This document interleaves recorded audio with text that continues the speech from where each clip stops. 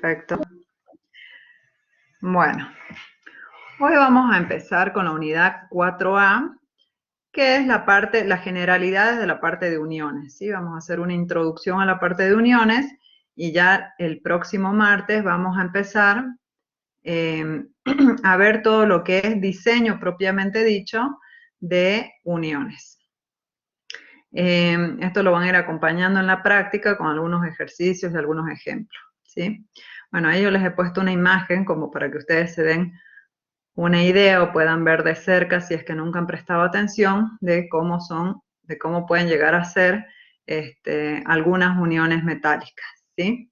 Fíjense que en esta unión que yo les he puesto de ejemplo, tienen una combinación de soluciones. Por un lado, tienen algunas partes que están soldadas, como son estas cartelas, que tienen acá al costadito. Fíjense que están soldadas a la parte principal, y a su vez, esta placa que tienen acá, también está soldada de forma solidaria a la cartela y a la barra. Y lo mismo pasa con la barra que tenemos del otro lado. Y a su vez estas dos barras, para darle continuidad, se las ha unido con un perno, ¿sí? Esta es una solución para darle continuidad aparentemente a dos barras. Vamos a ver entonces, poco a poco, de forma general, qué tipos de uniones se usan y cómo son, ¿sí? Entonces, cuando nosotros hablamos de unión, las partes de la unión pueden ser tres, ¿sí? Pueden ser las partes afectadas de las barras que se unen, o sea, el alma o el ala. Fíjense que acá tengo un perfil IPN, o sea, las partes de las barras que están afectadas podría ser esta ala superior y esta alma, y esta ala inferior. Los elementos auxiliares de la unión, que pueden ser chapas de nudo, cartelas, cubrejunta. Fíjense, acá tenemos una chapa, acá abajo, que es un elemento auxiliar porque no pertenece ni a esta viga ni a esta columna, ¿sí? Es algo que se ha puesto adicional a las vigas y a la columna. Lo mismo que acá, tengo un pequeño perfil L, y acá arriba, si alcanzan a ver, tengo otra chapa que es adicional a la unión. Y la tercera parte que comprende la unión son los medios de unión propiamente dicho. Los que se usan generalmente y mayoritariamente en estructuras metálicas son bulones.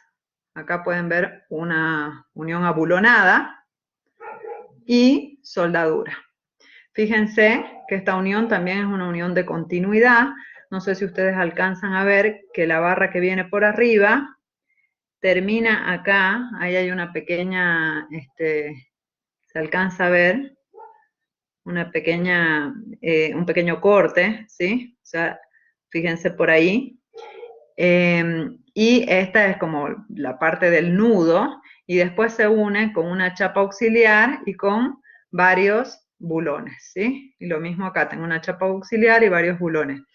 Estos que tengo acá, estos dos que tengo acá, son pasadores que lo que me hacen es mantener en su posición a la barra que yo estoy uniendo con las chapas adicionales que yo tengo, fíjense, de un lado y del otro del ala del perfil, para poder poner los bulones, ¿sí?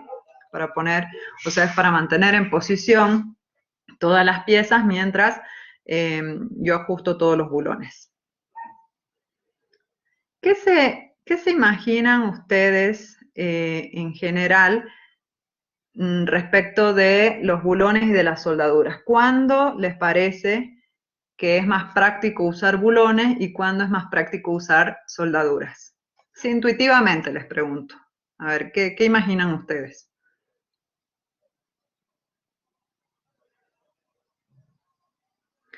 Vamos, anímense. Es lo que ustedes piensan, lo que ustedes imaginan. Si es que tenemos espacio para poner los bulones, digamos, podría ser una opción. Sí, puede ser una opción, tenemos que tener la posibilidad de ponerlo, pero ¿qué otra cosa se imaginan? ¿Puede estar relacionado con los espesores, ingeniera, de los elementos? No necesariamente. Bulones para estructuras desmontables, dice Santiago. Sí, puede ser, es verdad, cuando nosotros De acuerdo usamos al personal bulones. que tengamos, si está muy También, calificado, ¿no? también, exacto. Bueno, acá les voy leyendo. Santiago dice bulones para estructuras desmontables. Es una posibilidad si nosotros queremos recuperar o desarmar la estructura. La mejor opción, seguro que son los bulones, porque con la soldadura para desmontarla es más complicado y ya pueden sufrir algún daño las piezas, ¿sí? Después Esteban dice soldaduras para uniones fijas y bulones para uniones desmontables. Bueno, es más o menos lo mismo. Santiago, bulones para estructuras desmontables, más o menos lo mismo. Sofía dice mano de obra especializada. Así es, ¿sí? Para la soldadura necesitamos mano de obra especializada. ¿Cómo? De acuerdo a la carga podría ser. No, no necesariamente de acuerdo a la carga. Sí, lo de la mano de obra es importante. Si nosotros no contamos con mano de obra especializada para hacer la soldadura, es preferible adoptar una opción de bulones. Ahora, ¿qué piensan ustedes respecto de las uniones que se hacen en la obra y las que se hacen en taller? ¿Cuáles les parecen que serían abulonadas y cuáles serían soldadas? En la obra es más fácil usar bulones. Por ahí vamos, ¿sí? La soldadura es mejor hacerla en taller. No es que no se pueda, ¿no? Sí se pueden hacer soldaduras en obra también, pero es recomendable hacerlas en taller para que salgan mejor, ¿sí? También para mantener en posición las piezas y que la unión salga más precisa, es mejor hacerla en taller. Entonces, esa es una de las opciones, digamos, uno de los motivos más importantes a la hora de decidir qué tipo de unión vamos a usar, ¿sí? Cuando uno proyecta una estructura metálica, tiene que tener en cuenta qué partes se van a llevar hechas desde el taller y qué partes se van a hacer en obra. Cómo va a ser el proceso constructivo, qué elementos se van a poner primero, qué elementos se van a poner después y cuáles van a unirse en obra, ¿sí? Y lo recomendable o lo más común es que las uniones que se hacen en obra sean con pernos y las que se hacen en taller sean soldadas. Por supuesto que pueden haber excepciones, pero más o menos ese sería el criterio para elegir una u otra. Bien. ¿Qué son los bulones? ¿Sí?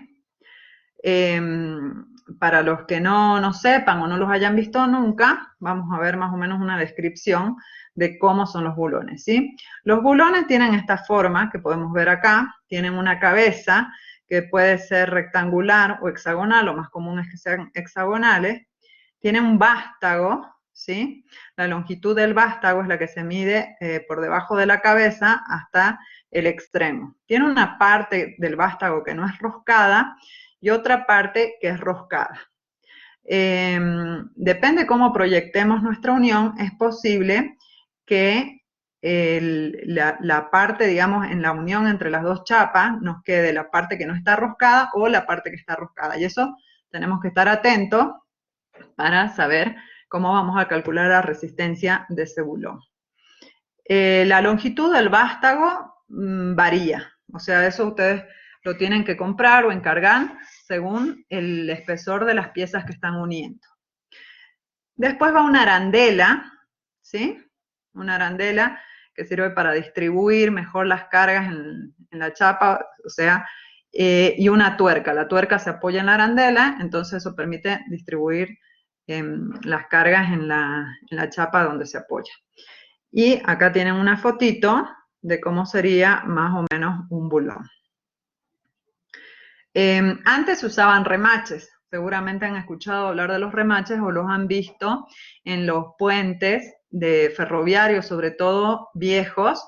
Ahí van a ver que las estructuras metálicas se usaban con remaches, pero ahora los remaches han sido sustituidos en mayor parte por los bulones, ¿sí? Ya los remaches ya no se usan. Bien. Vamos ahora específicamente con las generalidades de las uniones abulonadas.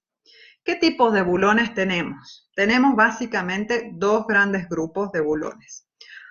Los primeros son los bulones comunes calibrados y se los usa para las uniones más sencillas, ¿sí? Uniones secundarias o de vigas secundarias o que no tienen muchas cargas o no tienen cargas importantes. ¿Cómo se designan? Se designan como A307 según la ASTM, que es la American Society for Testing and Materials, y tienen aproximadamente una tensión de fluencia de 235 megapascales, ¿sí? Que es la misma tensión de fluencia que nosotros usamos en el acero estructural, y una tensión de rotura de 370. Bien, el otro grupo de bulones que tenemos son los bulones de alta resistencia, y eso lo podemos dividir en dos grandes grupos. Según la clasificación que usemos, estos dos son equivalentes, ¿sí? Solamente que esto es designación de la ASTM y esta de la ISO, que es la International Organization for Standardization, ¿sí? Pero básicamente tienen la misma resistencia. Son los ASTM A325 y los ISO 8.8, que fíjense que todos aproximadamente, varía un poquito la tensión de fluencia según el diámetro, pero aproximadamente tienen 600 megapascales, fíjense. Diámetros menores a 1 pulgada, tiene una tensión de fluencia de 650, de 570, perdón, para diámetros mayores a 1 pulgada. Estos tienen una tensión de fluencia de 640 megapascales para diámetros menores de 12 milímetros y estos de 660 megapascales para diámetros mayores a 12 milímetros. O sea, este grupo podríamos decir que aproximadamente, para acordarnos, digamos, tiene una tensión de fluencia de 600 megapascales. Y fíjense que los ASTM vienen en medidas en pulgadas y los ISO 8.8, o los ISO en realidad, vienen en medidas en milímetros, ¿sí?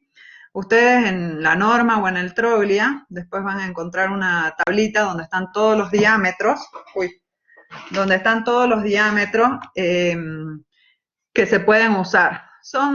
Varían, creo, cada 2 milímetros más o menos, ¿sí? Después lo pueden buscar eso en el Troglia o cuando vean la parte práctica ya lo van a estar usando. Y el otro grupo de bulones de alta resistencia tienen una mayor tensión de fluencia. Fíjense, los ASTM A490 y su equivalente ISO 10.9 tienen una tensión de fluencia aproximadamente de 900 megapascales, ¿sí? Dependiendo del diámetro, ¿sí? Como para que se acuerden, entonces son 300 megapascales más que los ISO 8.8 y A325. O sea, esas son todas las opciones de bulones que ustedes tienen para usar. Bien. ¿Cómo se instalan los bulones? Básicamente también hay dos formas. La primera es ajuste sin juego.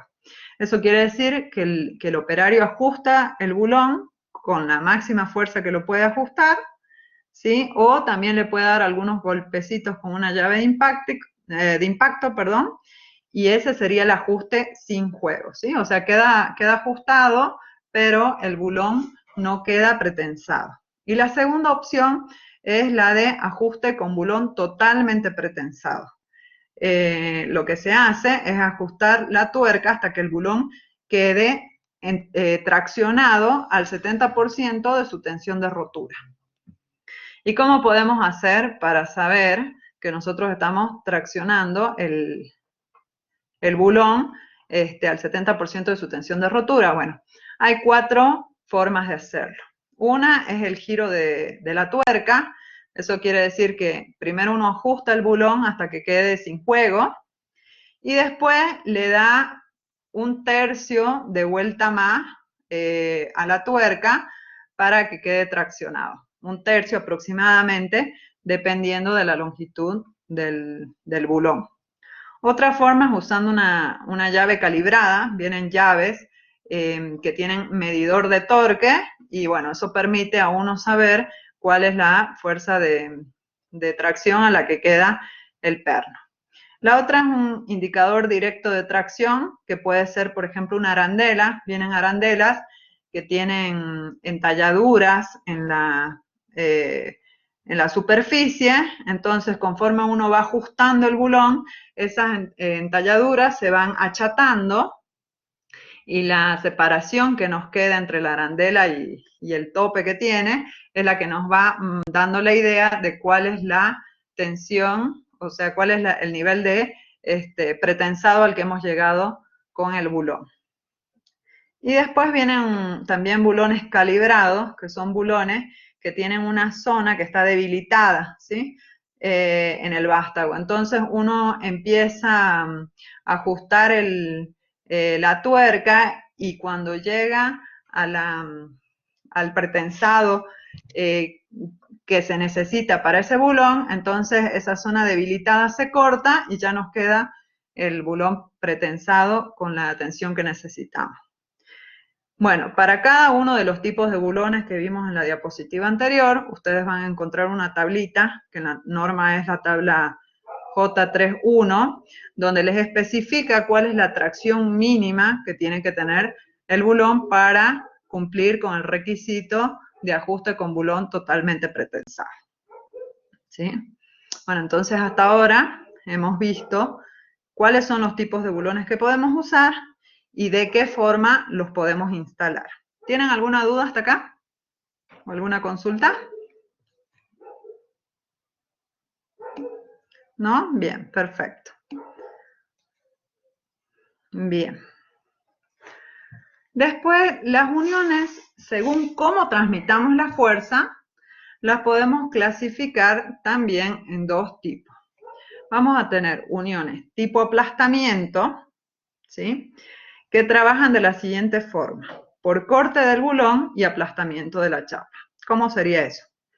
Supongamos que tenemos acá dos chapas a unir y que tenemos que transmitir a través de ellas tracción. O sea, esta está traccionada y la tiene que transmitir a la otra chapa que está traccionada. Tenemos una unión con un perno intermedio. Entonces, si nosotros hacemos la separación de estas chapas para analizar la unión parte por parte, entonces esta carga que está traccionando acá va a ser tope en esta zona con el perno, ¿sí? O sea, se va a transmitir a través del contacto entre la chapa y el perno ese esfuerzo de tracción. Lo que va a llegar al vástago del bulón, ¿sí?, como un corte, porque de este lado le vamos a estar aplicando la fuerza de tracción de la chapa de arriba y de este lado la fuerza de tracción de la chapa de abajo, ¿sí? Y eso a su vez se va a estar apoyando en la chapa que tengo abajo, ¿sí? Y de esa forma vamos a estar transmitiendo la tracción. Esto para que esté en equilibrio, estos dibujos son del Troglia, pero en mi opinión, para que esté en equilibrio, esta fuerza, esta presión que se ejerce acá debería estar al revés, ¿sí? Lo mismo que esta que está acá. Bien, si nosotros lo vemos en planta, vemos que estamos aplicando la tracción acá y hacemos un corte acá. Bueno, esa tracción va a estar distribuida en toda la sección. Pero cuando llegamos a la sección 1-1, que es una sección que corta a través del agujero del bulón, toda esa tensión, ¿sí?, se va a distribuir únicamente en esta zona y en esta zona, que es donde todavía conservamos el material de la chapa, ¿sí? Y a su vez, eso por corte se va a transferir a esta parte que es la que se apoya en el vástago del bulón, ¿sí? Eso es viéndolo desde arriba. Entonces, ¿qué es lo que puede ocurrir? Nuestro bulón va a estar solicitado a corte puro en esta zona, ¿sí? O sea, podría fallar nuestro bulón por corte o podría fallar nuestra chapa en esta zona por aplastamiento, ¿sí? ¿Se entiende esta forma de transmisión de la fuerza?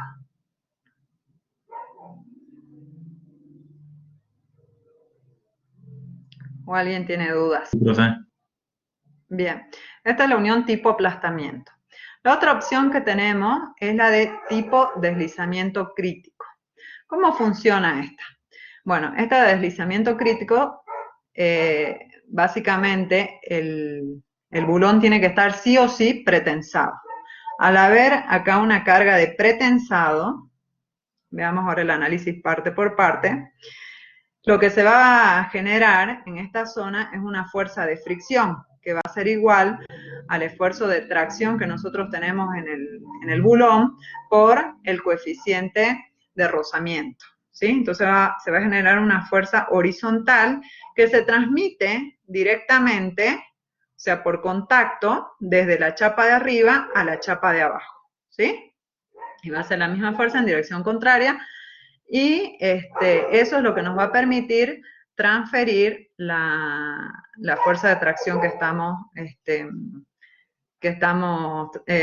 transfiriendo, valga la redundancia. Bien, si lo vemos en la planta, fíjense que el área de fricción es un círculo alrededor del agujero del bulón, ¿sí?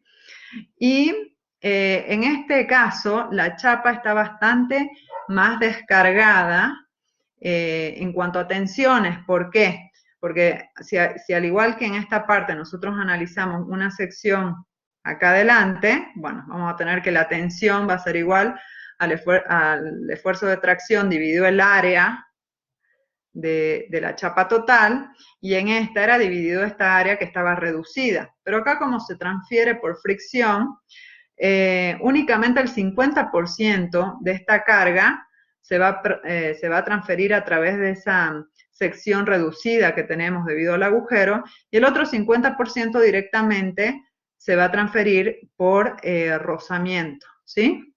Entonces, la concentración de tensiones en esta unión, en este tipo de unión, es menor que en el de tipo aplastamiento.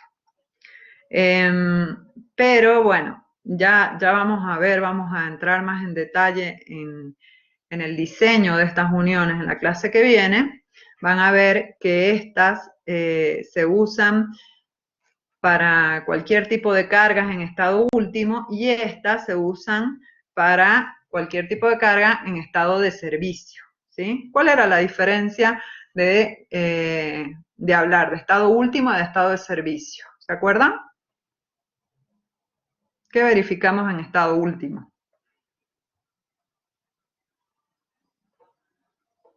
¿Quién me puede decir? Eso no es netamente de metálica, sino que también lo han debido ver en hormigón.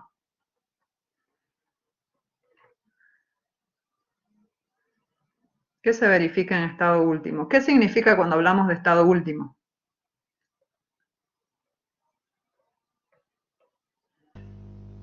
Es cuando hablamos del colapso de la estructura.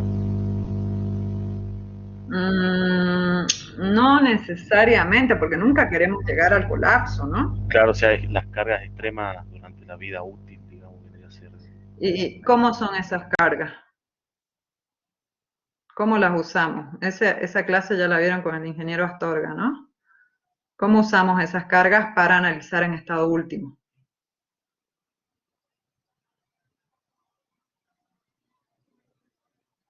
Mayoradas. Exacto. Esas cargas, para nosotros hacer un análisis en estado último, tienen que estar mayoradas, ¿sí? Y lo que verificamos, ¿qué es? ¿Qué es lo que comparamos cuando hacemos diseño en estado último?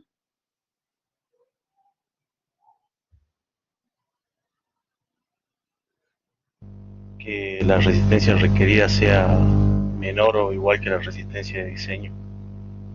Perfecto, exactamente. Eso es, digamos, lo que tenemos que cumplir cuando nosotros diseñamos en estado último. Y cuando diseñamos en servicio, ¿qué es lo que tenemos en cuenta?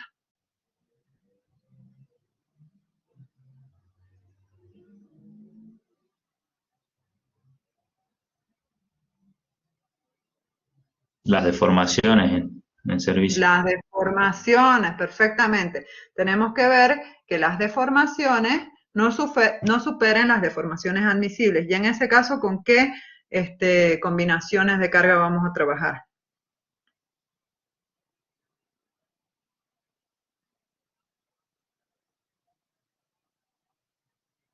¿Son mayoradas, igual que las de estado último? No, porque ya son en servicio, son las cargas actuantes directamente. Exactamente, o sea, son cargas en servicio sin mayorar. Bien, entonces esta unión es la que se usa para verificar en estado en servicio, ¿sí? Y fíjense que lo que estoy tratando de garantizar es que no haya desplazamiento entre una chapa y otra, es decir, limitar las deformaciones. En este caso, ya voy a verificar en estado límite último, y lo que estoy verificando es que no me falle por corte el bulón, ni por aplastamiento la chapa. Pero eso ya, no se preocupen, lo vamos a ver en detalle en la próxima clase. Bien, según la combinación que nosotros tengamos del tipo de ajuste que podemos usar y el tipo de unión que podemos usar, vamos a tener 3 tipos de uniones, ¿sí? O sea, podemos hacer una unión con ajuste sin juego, que esa va a ser una unión tipo aplastamiento, más un ajuste sin juego, ¿sí? Podemos tener una unión que sea pretensada, que va a ser tipo aplastamiento también, pero con los bulones pretensados, ¿sí? Y vamos a poder hacer una unión de deslizamiento crítico, que va a ser de deslizamiento crítico, o sea que se transfiere por rozamiento, con los bulones pretensados. Esto no hay otra opción, digamos, de hacerlo si no es pretensado, ¿sí? Porque si no, no va a existir el roce entre las superficies. Tenemos estas 3 opciones, entonces, estas 3 combinaciones entre cómo ajustamos el bulón y cómo transferimos la carga. ¿Cómo elegimos cuál usar? ¿Cuándo usamos esta? ¿Cuándo usamos esta? ¿Cuándo usamos esta? Bueno, ya más adelante les voy a dejar una tareita para que ustedes me digan cuándo se debe usar cada una. Otra cosa que entra en juego a la hora de usar uniones abulonadas son los agujeros. ¿Cómo los vamos a hacer? ¿Sí? Existen 4 tipos de agujeros. Podemos tener agujeros normales. Los agujeros normales son aquellos que el diámetro del agujero es 2 milímetros mayor al diámetro del bulón, ¿sí? Tiene que ser un poquito más grande para que el bulón entre sin problema. Imagínense que si ustedes tienen una unión con 2 o más bulones, muchas veces al hacer los agujeros en 2 piezas distintas, pueden haber algunos agujeros que no queden exactamente posicionados y que queden un poquito desplazados. Si ustedes los hacen justo del diámetro del bulón, primero que les va a costar meter el bulón, y después que si son más de 2 bulones, seguro que alguno ya no les va a entrar. Entonces, por eso se le da de huelgo 2 milímetros. Esos son los agujeros normales y son los que más se usan, ¿sí?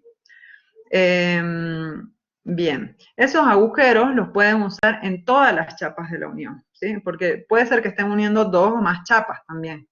Lo pueden usar en todas las chapas y se usan en uniones de aplastamiento o deslizamiento crítico. Cualquiera de los 2 tipos de uniones, ¿sí? O de los 3 tipos de uniones que vimos. Después tenemos los agujeros holgados. Los holgados también son circulares y tienen 1 milímetro más que los normales, ¿sí? Es como para darle un poquito más de huelgo, entonces le damos al diámetro del bulón 3 milímetros más. También lo podemos usar en todas las chapas que unamos, ya sean 2 o sean más, y solo sirven para uniones tipo deslizamiento crítico, ¿sí? Después tenemos los agujeros ovalados cortos, que tienen un ancho A, que es igual al de los agujeros normales, es decir, el diámetro del bulón más 2 milímetros, y tienen una longitud que más o menos, del diámetro del bulón más 6 milímetros. Esto lo tienen tabulado también en la norma, en la tabla J33, ahí van a ver las dimensiones nominales de los agujeros. Estos agujeros también los pueden usar en todas las chapas, ¿sí? Y ya ahora vamos a hacer un análisis de en qué uniones se usan. Y tenemos los ovalados largos, que son iguales a los ovalados cortos, con la diferencia que la longitud de L es un poquito más grande, depende del diámetro, y puede ser el diámetro del bulón más 18 a 40 milímetros, ¿sí? Dependiendo del diámetro del bulón. ¿Qué creen ustedes, para qué creen ustedes que se usan estos últimos 3 agujeros? O sea, los holgados, los ovalados cortos y los ovalados largos. ¿Cuándo usarían ustedes esos agujeros?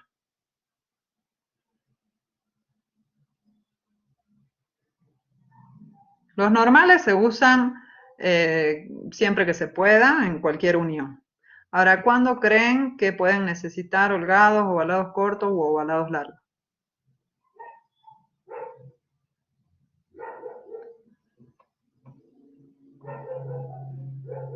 Cuando necesitemos que una chapa se deslice, por ejemplo, que tenga un movimiento, Sí, podría ser. un poco, digamos. Podría ser una opción, sí. Por ejemplo, que tengamos en una unión un perno con un agujero normal arriba y otro con uno deslizante abajo, entonces sería una medio articulación, digamos, ¿no? Si nos permitiría el deslizamiento. Pero ¿qué más piensan ustedes? ¿Para qué puede ser? Pensando en el montaje de la estructura.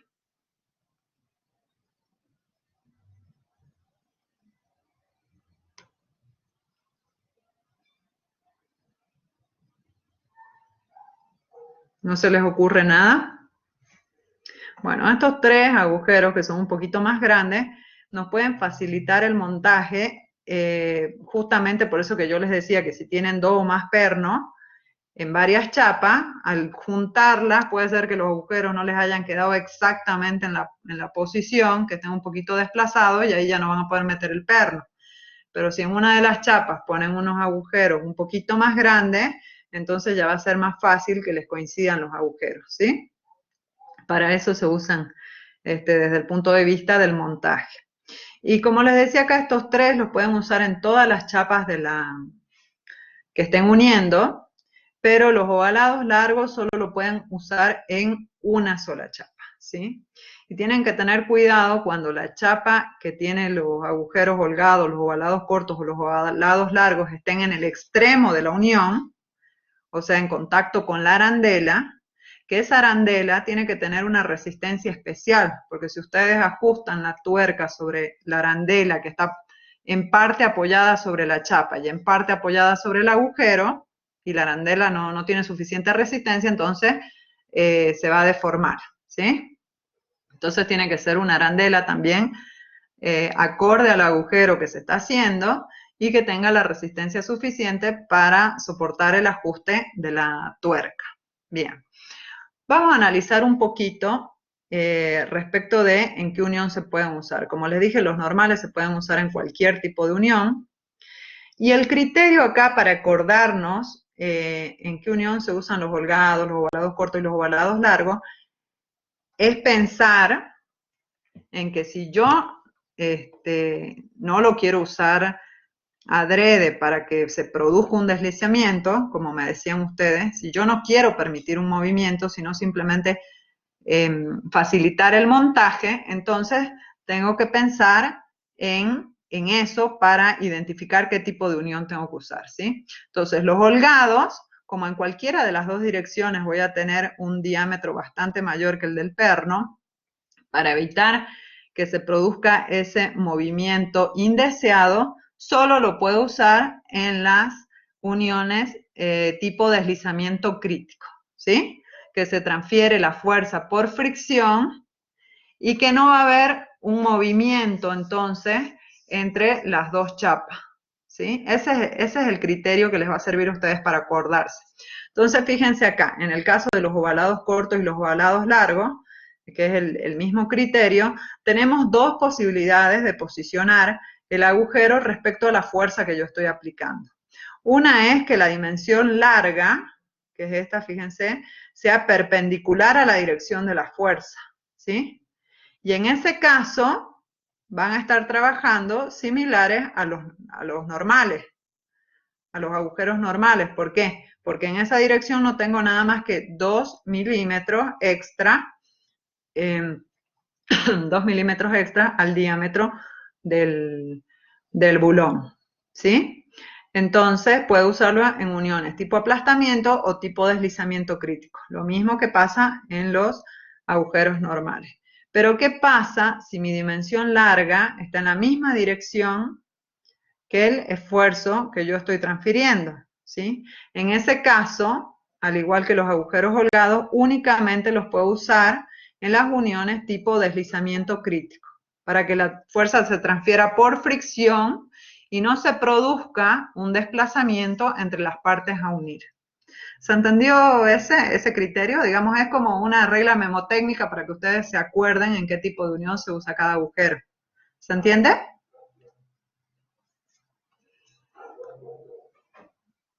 Sí, profe. ¿Sí? Bien, perfecto. Bueno, entonces la tareita que yo les voy a dar es que ustedes lean en el capítulo 2 del libro Troglia, lean la parte que necesiten para poder completar esta tabla, ¿sí? Como yo no les he dicho en qué casos se usa cada uno de las uniones, acá les he puesto una tablita donde digo unión tipo aplastamiento, que puede ser ajuste sin juego, ahí he puesto juego, pero es juego, ajuste sin juego, o pretensada, ¿sí? Esas son y la otra que es deslizamiento crítico. Y ustedes me tienen que completar acá los usos de esas uniones. ¿En qué casos se usan? Según la solicitación que transmiten, ¿sí? Y según sea la carga, dinámica o estática. Entonces ustedes me van a completar esto, cosa que después se acuerden y les quede claro cuándo tienen que usar cada tipo de unión. Además de eso, ¿qué tipo de bulones pueden usar en cada una de esas uniones? ¿Sí?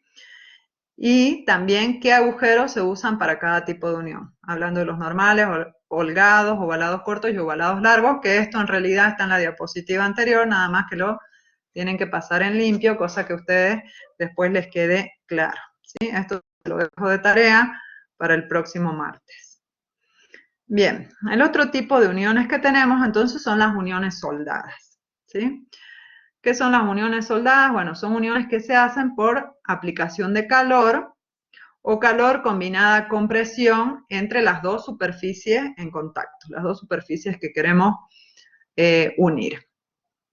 Esa soldadura puede ser ya sea con aporte de material o sin aporte de material, ¿sí? La podemos clasificar en dos grandes grupos, que son soldaduras por contacto o punto, que básicamente en esta soldadura se calienta mediante, de forma eléctrica, se calientan las dos piezas y se les aplica presión y entonces se funde la parte que nosotros queremos soldar y al enfriarse quedan unidos. Y eso se llama, es un punto de soldadura, le vamos a llamar material base al material de los elementos que nosotros estamos uniendo. Esta soldadura se hace para chapas de espesores pequeños, ¿sí? De 4,5 milímetros como mucho, o sea que se usa en perfiles plegados en frío, ¿sí? Y la otra es la de soldadura por arco eléctrico con aporte de material. Bueno, y esta soldadura ya se hace en chapas más gruesas y se puede hacer de manera manual, semiautomática o automática. Bueno, no hace falta, digamos, que sepamos soldar porque realmente los soldadores son gente especializada que tiene que hacer muchos cursos, pero que tengamos una leve idea más o menos de qué se trata, ¿sí? Entonces, ¿cómo funciona esto? La soldadora se conecta, uno de los extremos se conecta al material base que queremos soldar y el otro extremo se conecta, esta es la soldadura manual, ¿no? El otro extremo se conecta a un electrodo. El electrodo es el que tiene el material de aporte. Es una barra de acero que está recubierta con un revestimiento en forma de polvo de varios aditivos, ¿sí? ¿Para qué sirve ese recubrimiento? Tiene varias funciones. Bueno, primero vamos a ver esto, ¿sí? En el momento que nosotros conectamos esto, se forma un arco eléctrico entre el electrodo y el material de base. Y entonces se empieza a calentar y el electrodo se empieza a fundir por el calor junto con el material base, ¿sí? Tiene que tener fíjense, una cierta penetración. Y lo que les decía es que este revestimiento que tiene por afuera el electrodo tiene varias funciones. Una de ellas es hacer una protección gaseosa alrededor de la soldadura para evitar que se produzca una combinación química con el nitrógeno y el oxígeno del aire.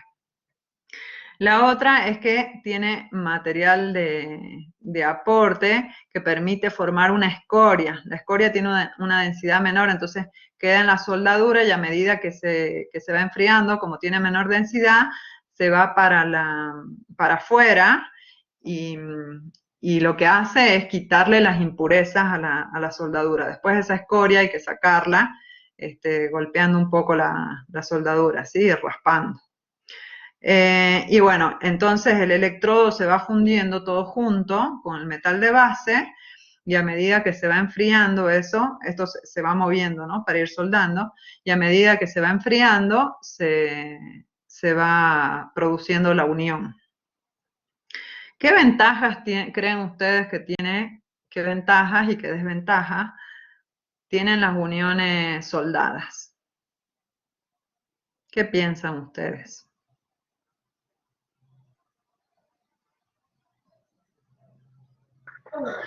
Pueden ser medianas. Sí, son más livianas porque no tenemos que agregarlo, todo lo que son las chapas de nudo, los bulones que agregan peso, ¿sí? Son más livianas, son más limpias visualmente, digamos, ¿no? Tienen menos elementos en la unión. Y hacer la continuidad de una barra con una unión soldada es mucho más fácil, queda mucho mejor que con pernos o con bulones, mejor dicho, que tenemos que agregar chapas a la unión, ¿sí? Francesco me pregunta, ¿fragiliza el material en esa zona?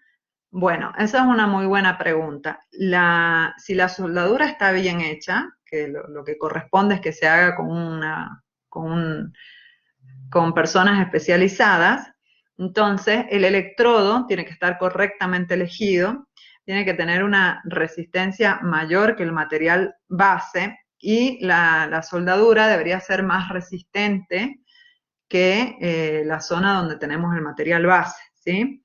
Por supuesto que si está más, va a tener, eso sí, la soldadura va a agregar algunas tensiones residuales que hay que tener en cuenta. Creo que ya habíamos hablado de las tensiones residuales, no sé si recuerdan, ya habíamos dicho que para elementos soldados era de 114 megapascales, ¿se acuerdan? Y para perfiles laminados era de 69, era mucho menos la tensión residual. ¿Se acuerdan de eso?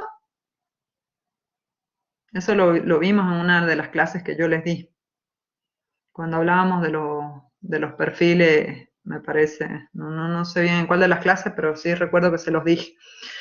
Y eso ya lo vamos a introducir nosotros también en el diseño, ya van a ver que en algunos casos tenemos que restar esas tensiones residuales, entonces en el caso de uniones soldadas son mayores esas tensiones que estamos restando.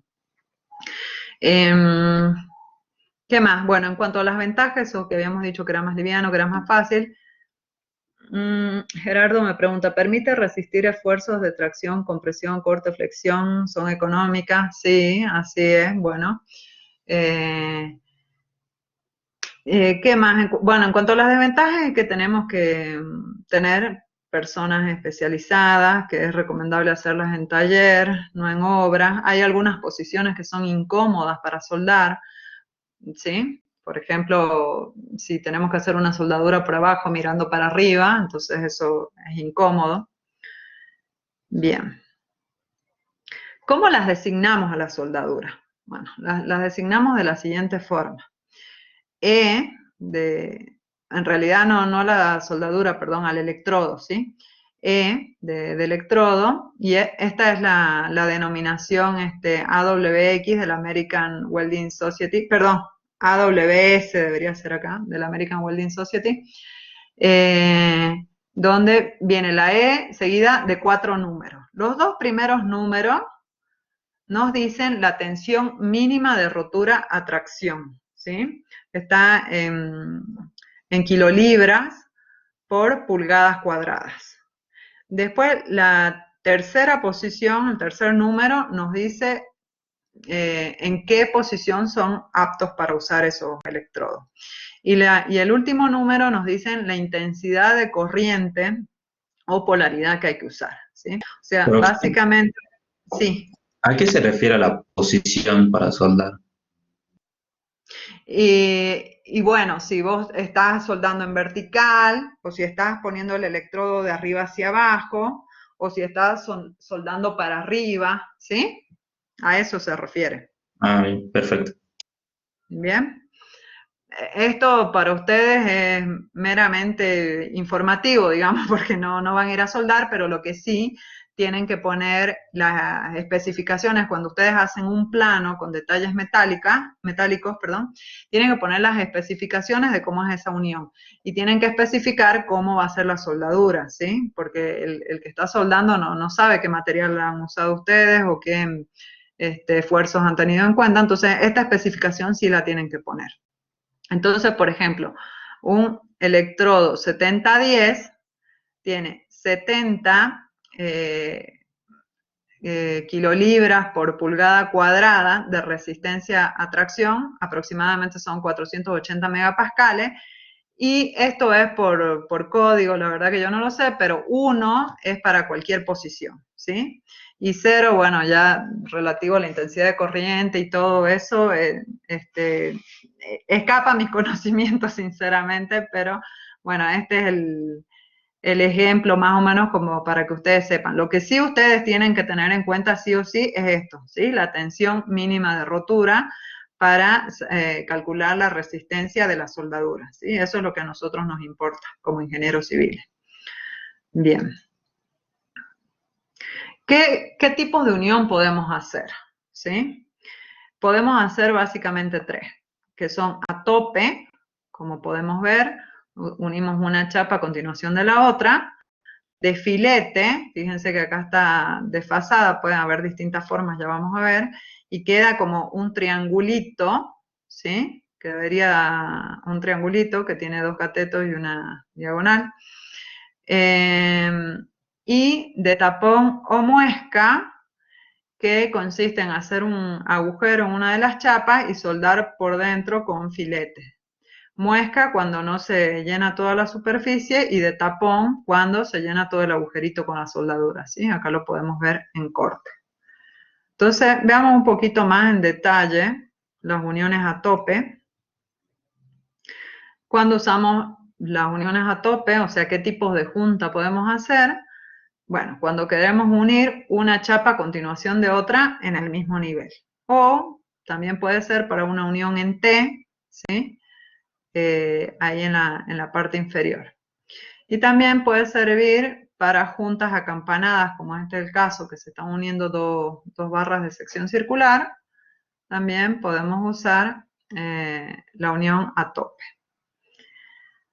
Básicamente la podemos hacer de 2 formas, con penetración total o con penetración parcial. Penetración total quiere decir que la soldadura abarca todo el espesor de la chapa. Inclusive se pueden soldar chapas de distinto espesor, pero abarca desde la parte superior hasta la parte inferior, ¿sí? Fíjense cómo está dibujada ahí la parte rayada, que la soldadura involucra también parte del material base, ¿sí? Quiere decir que parte del material base debe fundirse junto con el material de aporte para formar la soldadura. Y las de penetración parcial son aquellas que no llegan al otro extremo de las chapas que estamos uniendo. Otra cosa que es importante es que en la soldadura haya una sobremonta. ¿Qué es una sobremonta? Es que salga, digamos, hacia arriba un poco de la soldadura, por encima de la superficie de las chapas que estamos uniendo, para, digamos, para reforzar esa zona pensando en que ha sido debilitada y ha sido cortada, ¿sí? En algunos casos, bueno, quizá no se puede hacer así, o en el caso de carga cíclica, y hay que emparejar acá, ¿sí? Hay que sacar esa sobremonta. Pero además también es más cómodo para el operario hacerlo así con sobremonta. Bueno, las superficies a unir con soldadura a tope se las puede preparar o no para soldarlas. En este caso, miren, no han sido preparadas, simplemente están cortadas en ángulo recto y han sido soldadas de una sola cara, porque también pueden ser soldadas de las dos caras, o sea, del lado superior y del lado inferior. En este caso, únicamente se coloca el electrodo del lado superior. Después se pueden usar distintos tipos de preparaciones de las partes a unir. La unión puede ser en V simple, como ven acá, que de los dos lados lo que se hace es quitar un chanfle, que como mínimo entre los dos deben sumar 60 grados, o en V doble, que se hace ese chanfle para arriba y para abajo, en cada uno de los extremos de las chapas a unir. En U, fíjense que lo que se quita es una partecita redondeada de cada una de las chapas y queda como forma de U. En U doble, que es lo mismo, pero, o sea, todas las que son dobles son para soldar de los dos lados, ¿no? O sea, se suelda del lado superior y del lado inferior. Después tenemos en bisel simple, que es como B, pero de un solo lado, o sea, en una sola chapa. Bisel doble, en una sola chapa, pero de arriba y de abajo. En J, fíjense, es como la U, pero la mitad. En J doble, que va para arriba y para abajo. Y acá, bueno, es una aclaración de que para que quede bien, la raíz, que es la parte de donde nace la soldadura, se puede colocar una chapita ahí de respaldo, ¿sí? Eso sería en cuanto a las generalidades de la soldadura tope. Veamos ahora qué pasa con la soldadura de filete. Bueno, la soldadura de filete se usa en juntas de este tipo, ¿sí? Traslapada, o sea, una chapa arriba de otra, y se une ahí en los extremos. Esto es un cordón, ¿no? que tiene cierta longitud, que puede ser del espesor de las chapas que se está uniendo o menos, bueno, según el diseño que se haga. T en filete, como lo ven acá, por ejemplo, para hacer los perfiles I, lo pueden hacer así. Bueno, en esquina también un filetito. ¿Y qué partes tiene el filete? Bueno, el filete está compuesto por los catetos. Nosotros tenemos que definir cuál es el ancho de estos catetos. Tiene la cara teórica, que es la cara recta, que nos une el extremo de los dos catetos, y tiene la garganta teórica, que fíjense es la distancia entre el vértice o sea, es la distancia perpendicular a la cara teórica y por el vértice, ¿sí? En ensayos de soldadura, lo que se ha visto es que las soldaduras fallan por corte en esta superficie que tenemos acá, ¿sí? Sería esta longitud por la longitud del cordón de soldadura que nosotros tenemos. Ya eso se le llama área efectiva, ¿sí? O sea, fíjense, esta es la garganta teórica o efectiva, que tenemos acá esa longitud. Y además, las caras pueden ser cóncavas, que eso no se recomienda, porque eso fragiliza esa zona y puede generarse una falla, o puede ser la cara convexa, que eso es lo que se recomienda, fíjense como esta. Sin embargo, por más que la cara sea convexa, ¿sí? La garganta efectiva siempre es la misma, ¿sí? O sea, se traza la línea de la cara teórica y ahí esa distancia es la que lo que nos define la garganta efectiva. ¿En qué tipo de uniones se puede usar la soldadura filete? Bueno, acá hay algunos ejemplos. Fíjense que tenemos una chapa con un perfil L visto desde arriba. Esta es una de las alas del perfil L y esta es la otra, o sea, este sería el cortecito del perfil L, y acá tenemos dos cordones longitudinales, ¿sí? Acá tenemos una chapa que se une ahí en varias partes, aparentemente otra pieza.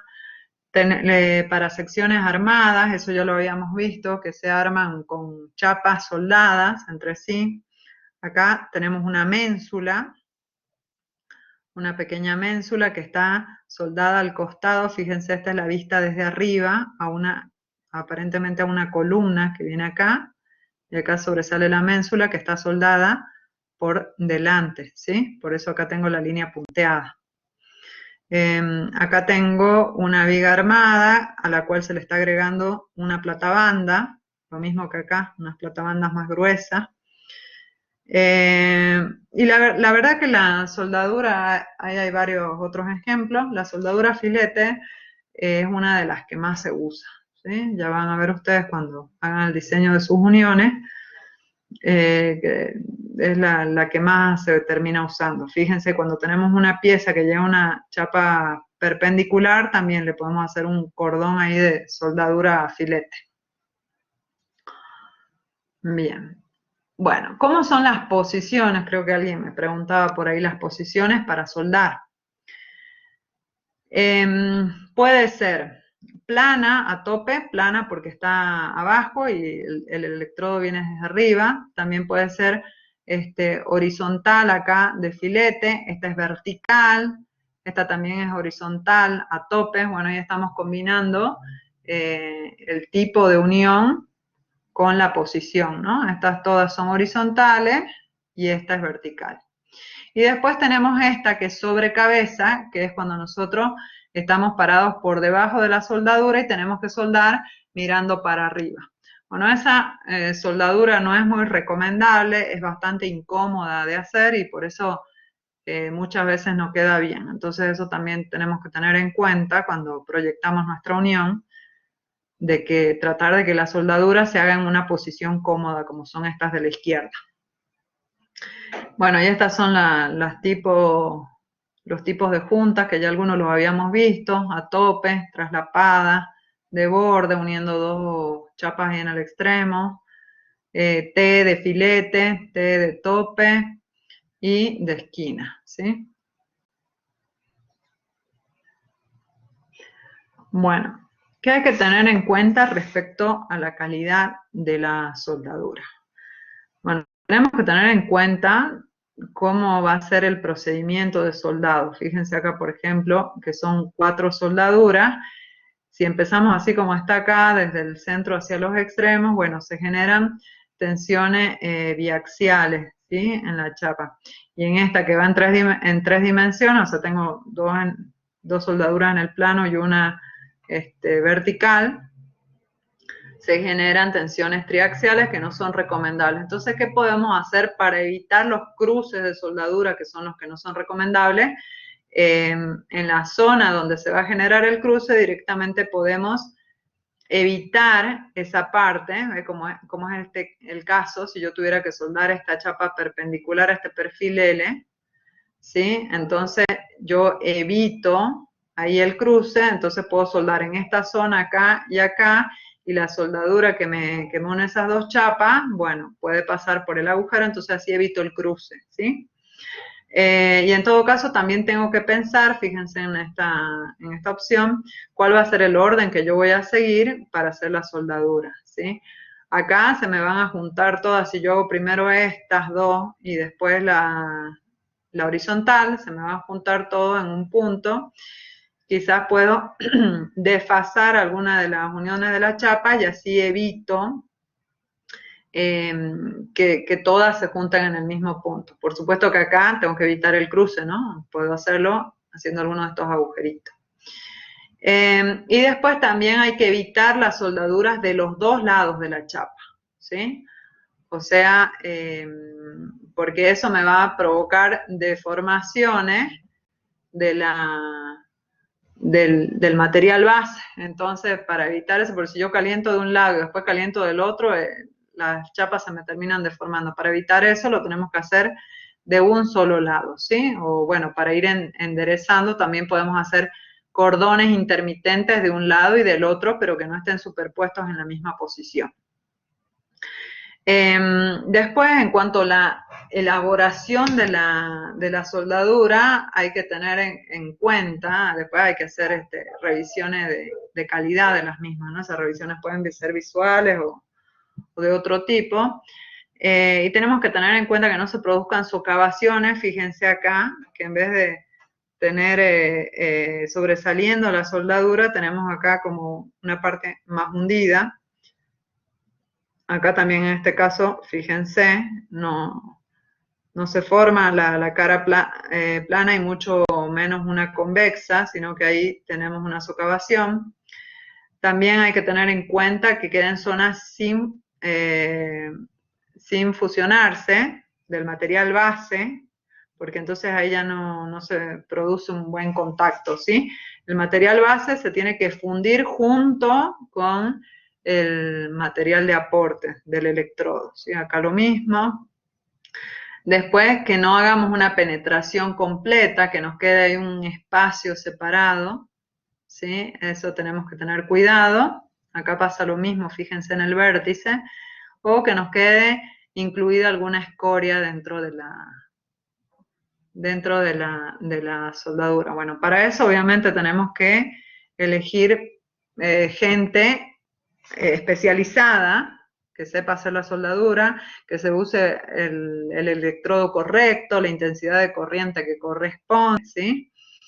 Bien, y como les decía, para ver esta falla, para revisar la calidad de la soldadura, se puede hacer por inspección visual, o también existen otros métodos, como por ejemplo tintas de colores, o pequeñas herrumbres que por la polaridad de la zona también marcan dónde pueden haber fisuras, ¿sí? Y existen otros métodos más, pero bueno, ya con eso más o menos. ¿Cómo especificamos nosotros qué tipo de soldadura queremos en nuestras uniones? Bien, estos son los símbolos básicos que se usan, fíjense. Soldadura de borde, esta era la que unía dos chapas en la esquina, ¿se acuerdan? Esta es la de filete, un triangulito, de tapón, ¿sí? De tapón cuando hacíamos tapón o muesca cuando hacíamos un agujero en una de las chapas y soldábamos por dentro, con un agujerito y tapábamos todo el agujerito con la soldadura. Recto, eso es cuando es a tope, que directamente las superficies son rectas a tope, de bisel, en B, perdón, de bisel, en U, J, todas las que estuvimos viendo, ¿sí? Curva doble, curva simple. Y después tenemos algunos símbolos complementarios, como por ejemplo soldadura todo alrededor, que si yo tengo por ejemplo, una chapa, supongamos que esta es una chapa que tiene cierta longitud y que la quiero soldar de forma perpendicular a otra chapa. Bueno, si yo especifico la soldadura, ya vamos a ver cómo se especifica, y le agrego este circulito, que significa todo alrededor, quiere decir que todo alrededor de este borde o de este perímetro se debe hacer la soldadura, ¿sí? Después, soldadura en obra. Bueno, esto se especifica cuando va en obra. Si no se pone esta banderita, quiere decir que es en taller. Y después nivelado, convexo, bueno. ¿Cómo ponemos todos estos símbolos en la unión que nosotros estamos especificando? Bueno, lo hacemos de esta forma, fíjense. Parece medio complicado, pero no es tan complicado. Entonces, yo señalo con una flechita la soldadura que estoy indicando, ¿sí? La flecha conecta la línea de referencia al lado cercano de la soldadura. O sea, yo estoy dibujando, supongamos acá, a ver, supongamos que yo estoy armando un perfil I soldado, que va a tener esta forma.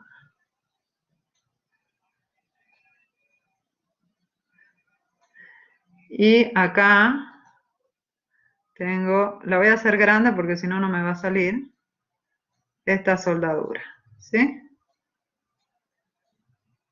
Esa soldadura. Entonces, si yo pongo la flechita apuntando directamente a la soldadura, ese es el lado, y sigo para acá, digamos, mi líder o mi indicador. Entonces, estoy apuntando al lado cercano, perdón, no les estaba apuntando con el puntero. Si yo apunto directamente ahí a la soldadura, y acá pongo todas las especificaciones sobre la línea que corresponde, entonces ese es el lado cercano de la soldadura. Pero si yo en cambio este no lo pongo, este lo vamos a sacar, y porque no me entra en el plano o no sé por qué motivo, especifico la soldadura de este lado, entonces eso quiere decir que es del lado lejano de la soldadura, ¿sí? Ahí la estoy indicando del lado lejano de la soldadura. O sea, en lo posible lo apuntamos del lado de que está la soldadura, pero a veces no se puede, lo tenemos que apuntar del lado lejano. Acá en la intersección, si yo pongo el circulito, quiere decir que tengo que soldar todo alrededor, como les indiqué en la diapositiva anterior. Si pongo esta banderita, quiere decir que la soldadura va en obra. Si no la pongo, significa que no va en obra. Y después acá vamos de izquierda a derecha, ¿sí? Básicamente esto, bueno, se usa poco, pero la profundidad o lado, ¿sí? Primero va la profundidad o lado que yo estoy definiendo. Por ejemplo, si es una soldadura en filete, el cateto, estaría especificando el cateto o el lado de la soldadura, que son 5 milímetros, siempre se pone en milímetros, ¿sí? Después de eso viene la especificación del símbolo que va acá. ¿Qué símbolo voy a poner acá? Los símbolos que les mostré en la diapositiva anterior, o sea, el triangulito es de filete, después las líneas paralelas así eran a tope con las líneas rectas, después para cada uno de los otros dibujos teníamos en B, bisel, bueno, cualquiera de esas. Si yo la flecha la estoy apuntando de acá del lado cercano, entonces ese símbolo lo voy a poner abajo. Y si estoy apuntando del lado lejano, entonces ese símbolo lo tengo que poner arriba, ¿sí? Después pongo la longitud de la soldadura, o sea, perpendicular a esta dirección de la soldadura, qué longitud le voy a poner, y después el paso, si es que es intermitente, ¿sí? O sea, yo esto visto en planta, podría tener, esta sería el ala, esta sería el alma vista en planta, ¿sí? Y la soldadura podría ser intermitente por partes, quiere decir que tengo una acá, tengo otra acá, ¿sí? Entonces, ¿qué tengo es que especificar yo si es intermitente? Tengo que especificar esta longitud desde acá hasta acá y esta separación, que es el paso, desde acá hasta acá, ¿sí? Entonces veamos acá un ejemplo. Fíjense, tengo la flechita, tengo escrito abajo, quiere decir que esto me está apuntando del lado cercano, tengo un 5, que es el lado del cateto, y tengo un 50, que es la longitud del cordón, ¿sí?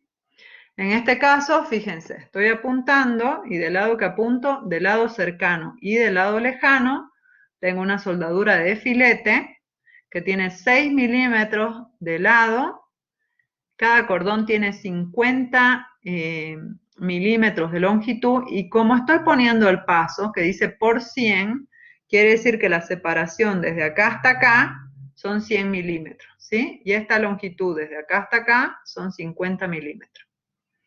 Fíjense, acá me está indicando que los filetes son intermitentes alternados. Quiere decir que entonces yo voy a tener un filete alternado de este lado, ¿sí? Fíjense, del lado cercano tengo un filete de 5 milímetros de lado y del lado lejano tengo uno de 5 milímetros y esos tienen todos 50 milímetros de longitud y están separados cada 100 milímetros, ¿sí? O sea, la separación entre este y este es de 100. Acá me ha quedado muy junto porque no tengo más lugar para dibujar. Fíjense, esta soldadura se hace en obra, se hace del lado cercano y del lado lejano, tiene 6 milímetros de lado el cateto y tiene 150 milímetros de longitud. Bueno, esto es lo que nos recomendábamos, ¿no? Hacer la soldadura de los dos lados, ¿sí? Bien. Y así, ¿no? Siguiendo todos los ejemplos, este es todo alrededor, como les había dicho, y este es a tope con bisel de los dos lados, del lado cercano y del lado lejano, y con una longitud de 150 milímetros. Bueno, no sé si les queda alguna duda.